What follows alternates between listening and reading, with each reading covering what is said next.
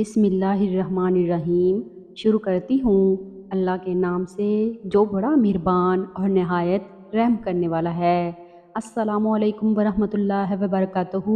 محرم کے مہینے میں روٹی چاول گندم پر یہ عمل کریں، رزق میں فراخی اور ہر جائز حاجت انشاءاللہ پوری ہو جائے گی۔ محرم کے مہینے کی مناسبت سے ایک بہت ہی مجرب اور بہترین عمل میں آپ کے ساتھ شیئر کرتی ہوں اور اس عمل کا طریقہ بھی آپ کو سمجھاتی ہوں۔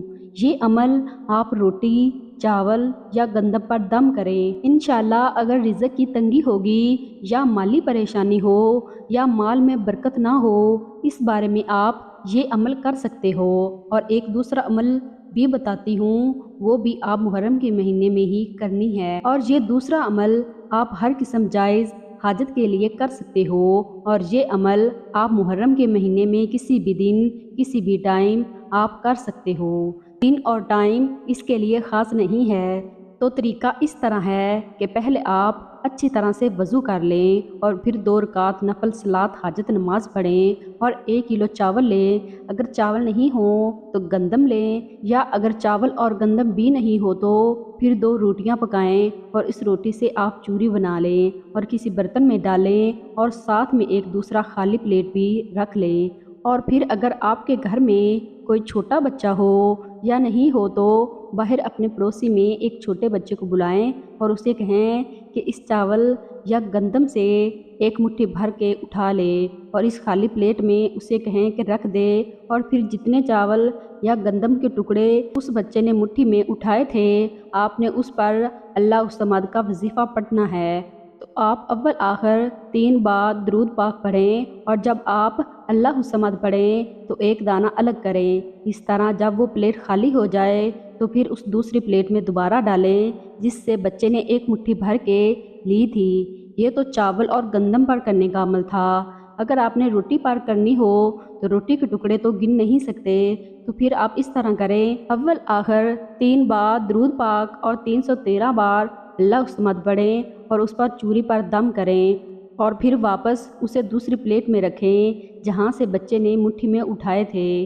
تو اگر آپ نے چاول یا گندم پر دم کی ہو تو اس کے 2 طریقے ہیں، یا تو آپ اسے پکائیں اور پھر اپنی مشکلات کے لیے دعا مانگیں، مطلب رزق کی تنگی ہو یا مالی مشکلات ہو اس کو دور کرنے کے لیے دعا کریں، اور پھر وہ چاول اپنے محلے میں کسی غریب کو دیں کہ وہ اسے کھا لے، مطلب کہ اللہ پاک کے نام پر خیرات کریں۔ اور اگر گندم پر کی ہو تو پھر اس گندم کو آپ کسی صاف جگہ پر ڈالیں کہ پرندے اسے کھائیں۔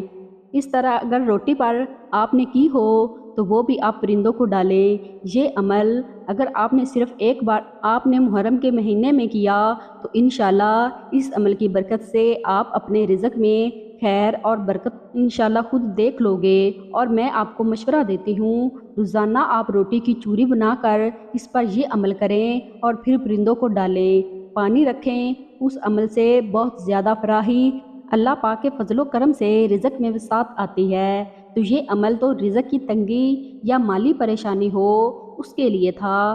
آپ اگر کسی بھائی یا بہن کو کوئی جائز حاجت ہو، رشتہ نہیں ہوتا، قرض دار ہو، اولاد نہ ہو، بیمار ہو، یا عدالت میں کوئی کیس چل رہا ہو، مطلب کہ جیسا بھی جائز مسئلے ہوں، تو ایسے بہن یا بھائی اس محرم کے مہینے میں یہ عمل روزانہ کریں۔ انشاءاللہ جو حاجت ہوگی اللہ کریم پوری فرما دے گا۔ پہلے آپ اچھی طرح سے وضو کر لیں اور 2 رکعت نفل صلاۃ حاجت نماز پڑھیں، اور پھر قرآن پاک اٹھا کر سورۃ یاسین شروع کریں۔ اور سورۃ یاسین میں 7 جگہ پر مبین لفظ ہے، تو جب آپ پہلے مبین پڑھیں تو رک جائیں اور پھر 14 بار یا وہاب پڑھیں، پھر جب دوسری مبین تک پہنچیں تو پھر 14 بار یا وہاب پڑھیں۔ اسی ترتیب سے 7 مبین پر پڑھیں۔ اس ترتیب سے ایک بار سورہ یاسین پڑھیں اور پھر اپنی حاجت کے لیے اپنے اللہ پاک سے صدقہ دل سے دعا مانگیں، یقین اللہ پاک پر کریں۔